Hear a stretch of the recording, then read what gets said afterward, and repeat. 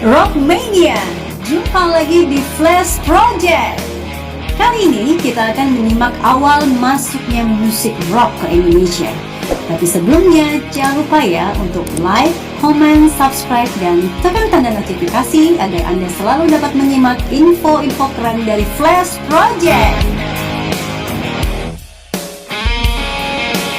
Awal musik rock di Indonesia diperkirakan terjadi pada dekade 1950-an ketika demam Elvis Presley, sang raja rock and roll asal Amerika, merebak ke penjuru dunia, yang kemudian disusul The Beatles dan Rolling Stones pada tahun 1960-an dari Inggris.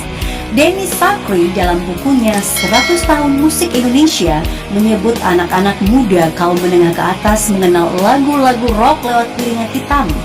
Selain piringan hitam, lagu-lagu Chuck Berry, Carl Perkins, Bill Haley and His Comets, dan Elvis Presley juga dapat didengar melalui siaran radio luar negeri seperti ABC Australia, Hilversum Belanda, dan Voice of America.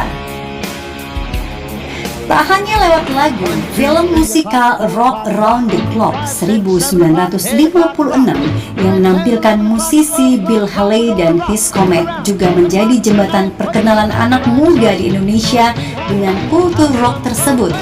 Kegemaran mereka akan lagu-lagu tersebut dimanifestasikan dalam bentuk orkes-orkes, di mana sebutan band pada waktu itu yang membawakan lagu dengan ritmik percampuran rhythm and blues serta country. Nah, lagu-lagu rock yang saat itu tidak melulu gubahan baru, para musisi kerap membawakan lagu-lagu lama dengan kemasan yang bercorak rock and roll. Nah, seperti lagu berirama Keroncong Bengawan Solo tahun 1940, ciptaan Gesang, dinyanyikan kembali dengan irama rock and roll oleh Osland, diiringi orkes irama Cubana Teruna Ria, pimpinan Z. Arifin. Bengawan Solo. Sementara itu, pengarsip musik dari irama Nusantara David Tarigan mengatakan kalau lagu yang direkam sekitar tahun 1958 adalah menjadi salah satu bukti bahwa para musisi saat itu berupaya memainkan lagu yang menjadi tren global di eranya. Sampai ketika pertama kali Bill Haley mengeluarkan single rock and roll pertama pada 1951 dengan membawakan ulang lagu Rocket 88 yang ternyata disukai publik Amerika.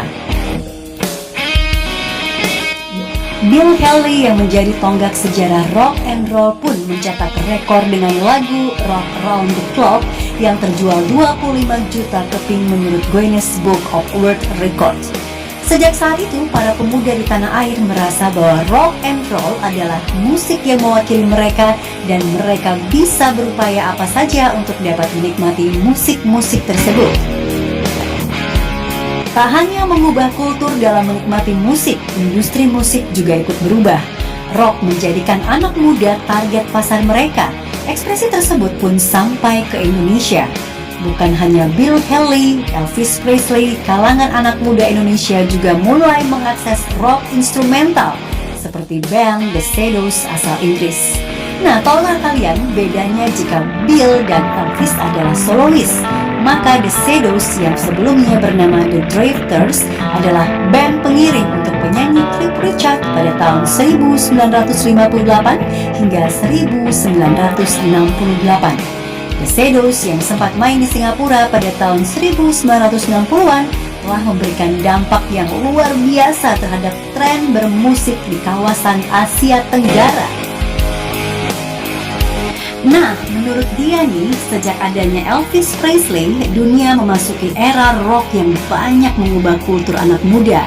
Sebelum era Elvis, cara pendengar mengapresiasi musisi belum begitu fanatik. Rock hadir sebagai paket yang lengkap, tidak hanya musik dan lirik, tetapi juga gaya hidup. Semua ingin menjadi The Shadows. Semua ingin memiliki gitar Stratocaster yang digunakan Hank Marvin, yaitu gitaris The Shadows. Mereka juga meniru folk amplifier yang digunakan oleh The Shadows. Lewat tren ini muncullah grup Eka Sapta yang menjadi grup musik instrumental asal Jakarta pada era 1960-an. Eka Sapta yang terdiri dari Bing Slamet, Ireng Maulana, Idris Hardi, Ice Kumaunang, Benny Mustafa, Darmono dan Kamit mengawali rekamannya dengan musik gaya The Shadows dan The Ventures. Theodore KS dalam bukunya Rock and Roll Industri Musik Indonesia menyebutkan kelompok tersebut mengiringi penyanyi solo baik di atas panggung dan di studio rekaman seperti Rima Melati, Susana, Vivi Sumanti, Lilis Suryani, dan Yanti bersaudara. Tak hanya The Shadows, duo asal Amerika The Everly Brothers juga menjadi salah satu patokan bermusik musisi Indonesia. Hal itu tercermin dari cover album awal Kus Bersaudara yang hanya menampilkan Yok and Yon Kuswoyo, seperti album The Everly Brothers yang menampilkan Don Everly dan Phil Everly. Tommy Kuswoyo dalam kata pengantarnya pada LP pertama Kus Bersaudara 1964 menuliskan bahwa musik-musiknya terilhami oleh The Kalin Twins dan Everly Brothers. Saat The Beatles muncul dan menjadi sensasi baru di dunia musik, barulah semua orang ingin ngeband sambil bernyanyi. Wah, sampul album The Beatles yang menampilkan semua personilnya juga mulai ditiru. Maka dari itu, Kus Bersaudara menampilkan semua anggotanya di cover album. Iya, tahukah kalian perkembangan musik rock di barat, dalam hal ini Amerika dan Eropa, berimbas juga ke Indonesia. Bak jamur yang tumbuh di musim hujan, band-band pun bermunculan. Gaya para musisi rock di luar diadaptasi oleh para anak-anak muda tersebut. Rambut gondrong, celana cut bright, celana kulit, baju ketat, dan lusuh menjadi identitas anak-anak muda di Indonesia saat itu. Tidak lupa mereka pun menamakan band-band mereka dengan nama-nama barat. Sebut saja Super Kid, God Bless, Giant Step, Freedom of Rhapsodia, The Rollies, Golden Wings, Young Gypsy, Aka, Sas, The Templars, The Mercy, dan masih banyak lagi yang lainnya. Mereka inilah yang dianggap sebagai generasi pertama pemusik cadas Indonesia yang penuh bakat dan inovatif. Saat itu muncul pula majalah Aktuil yang memang mengkhususkan diri sebagai majalah musik dan gaya hidup. Oke, Rockmania, itu tadi awal masuknya musik rock di Indonesia. Nantikan tayangan Flash Project berikutnya. Salam One Way to Rock!